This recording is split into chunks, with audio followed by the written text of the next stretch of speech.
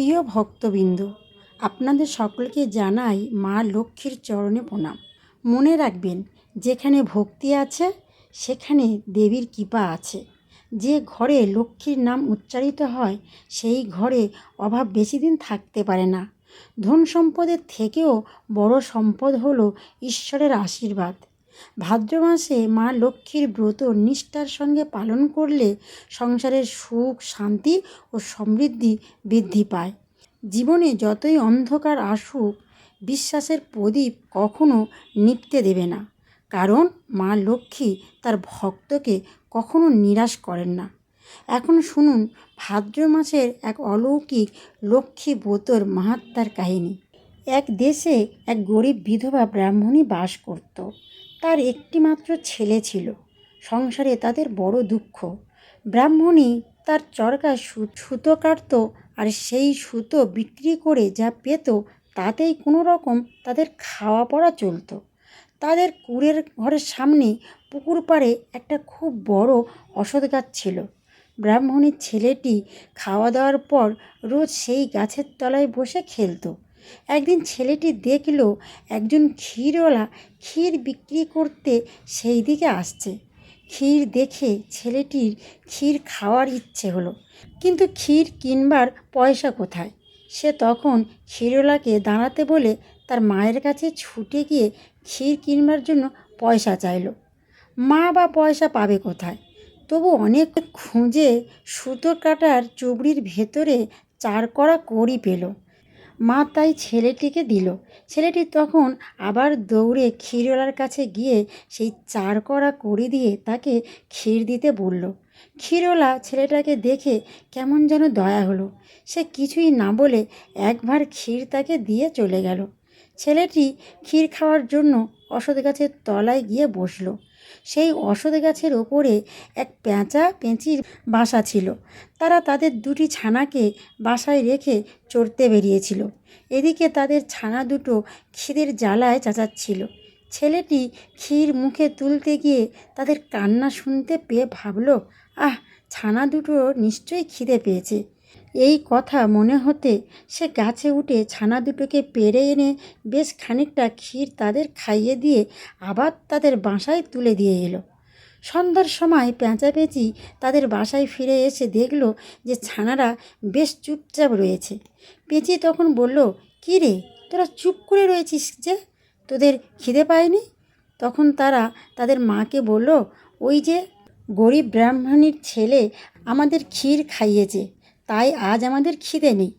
ছানারা আরও বলল, মা, এই ছেলেটি খুব গরিব, সে অনেক কষ্টে ক্ষীর পেয়েছিল, তবু তাই থেকে আমাদের খাইয়েছে, ওদের উপকার তোমাকে করতেই হবে।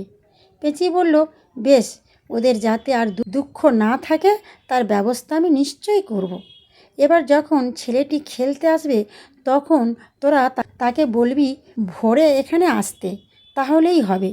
পরের দিন ছেলেটি আবার বিকেলে যখন খেলতে এলো তখন পেঁচাপেঁচির ছানা দুটো তাকে ভোরে আসতে বলে দিল। পেঁচাপেঁচির ছানাদের কথা মতো পরের দিন ছেলেটি ঠিক ভোরে এসে উপস্থিতি হলো। ছেলেটিকে দেখে পেঁচাপেঁচি তাকে ডেকে বলল, দেখো বাছা, তুমি আমাদের ছানাদের খাইয়ে আমাদের খুব উপকার করেছো, তাই আমরাও তোমার উপকার করতে চাই। তোমাকে আজ আমরা একটা জায়গায় নিয়ে যাব।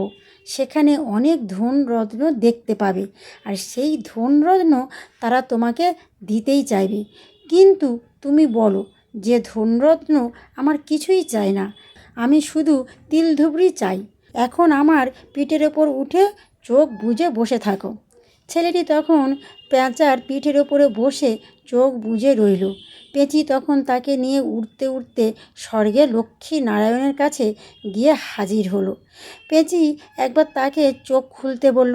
ছেলেটি চোখ খুলতেই দেখল একটি সোনার সিংহাসনে লক্ষ্মী নারায়ণ বসে আছেন। সে তখনই মাটিতে মাথা ঠেকিয়ে তাদের প্রণাম করল। লক্ষ্মী তখন বললেন, বাছা, তুমি কে, কোথা থেকে, এখানে কেন এসেছো, আর কি চাও তুমি? ছেলেটি তখন বলল, মা, আমরা বড় গরিব, আমাদের দুঃখ ঘুচিয়ে দাও মা। লক্ষ্মী তখন তাকে স্বর্গের ধন ভাণ্ডারে নিয়ে গেলেন আর তার যা যা নিতে ইচ্ছে হয় নিতে বললেন। ছেলেটি বলল, না মা, আমি এসব কিছু নিতে চাই না, আমার তিল ধুবড়ি দাও মা। লক্ষ্মী তখন হেসে বললেন, আচ্ছা, এই নাও তিল ধুবড়ি, একে রোজ খুব ভক্তি করে পুজো করবে, তাহলেই তোমাদের আর কোনো দুঃখ থাকবে না। ছেলেটি আবার লক্ষ্মীনারায়ণকে প্রণাম করে পেঁচির পিঠে চড়ে চোখ বুজে বসল। পেঁচিও অল্প সময়ের মধ্যে তাকে সেই অশ্বত্থ গাছের তলায় এনে নামিয়ে দিল। ছেলেটি তখন ছুটে বাড়িতে গিয়ে তার মাকে সব কথা জানালো। ব্রাহ্মণী দেখল তার পরের দিন ভাদ্র মাসের বৃহস্পতিবার। সে আর কাল বিলম্ব না করে লক্ষ্মী পুজোর আয়োজন করলো। সকালবেলায় স্নান করে শুদ্ধ হয়ে ব্রাহ্মণী খুব ভক্তি ও নিষ্ঠার সঙ্গে তিল ধুবড়ি পুজো করলো। এরপরেই তাদের ওপরে মা লক্ষ্মীর দয়া হলো। তাদের কুঁড়ে ঘরের জায়গা সুন্দর কোঠা দালান হলো। জমি জমা, পুকুর, মাছ, ধন রত্ন, দাস দাসীতে ভরে গেল তাদের বাড়ি। তাদের আর কোনো দুঃখ রইল না। এদের এই রকম অবস্থা বদলে যাওয়ার খবর পেয়ে দেশের রাজা ভাবল যে তারা কি করে এত ধন ঐশ্বর্য পেল, নিশ্চয়ই কোথাও ডাকাতি করে এইসব করেছে। রাজা তখন তাদের বাড়িতে লোক পাঠিয়ে তাদের সব জিনিসপত্র লুটপাট করে নিয়ে গেলেন। ওই সঙ্গে লক্ষ্মীর তিল ধুবড়িও রাজার বাড়িতে চলে গেল। কিন্তু সেটা রাজার বাড়িতে রইল না, আবার ফিরে গেল লক্ষ্মীর কাছে, কারণ লক্ষ্মী সেটা রাজাকে দেননি। এদিকে তিল ধুবড়ি চলে যাওয়ার ফলে ব্রাহ্মণী আবার আগের মতো অবস্থা আরম্ভ হলো, তার চরকার সুতো কাটা। ছেলেটা কিন্তু আবার রোজ গিয়ে সেই অশ্বত্থ গাছের তলায় বসে কান্নাকাটি করতে লাগলো। তখন পেঁচি আবার দয়া হলো।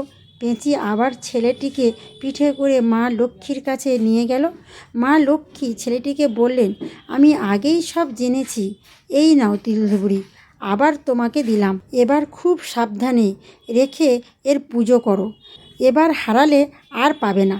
ছেলেটি মা লক্ষ্মীকে প্রণাম করে তিল ধুবড়ি নিয়ে পেঁচির পিঠে চড়ে ফিরে এলো। তারপর ব্রাহ্মণী আবার খুব যত্ন ও ভক্তি করে তিল ধুবড়ি পুজো করলো। তাদের আগেকার মতো ঐশ্বর্য আবার ফিরে এলো। রাজা এবার তাদের ঐশ্বর্য হয়েছে দেখে খুব আশ্চর্য হয়ে গেল। তিনি আর দেরি না করে ব্রাহ্মণীর ছেলেটির সঙ্গে তার মেয়ের বিয়ে দিলেন। ব্রাহ্মণী তখন আর আনন্দ ধরে না। এইভাবে বেশ কিছুদিন কেটে যাওয়ার পর স্বর্গ থেকে ব্রাহ্মণীর ডাক এলো।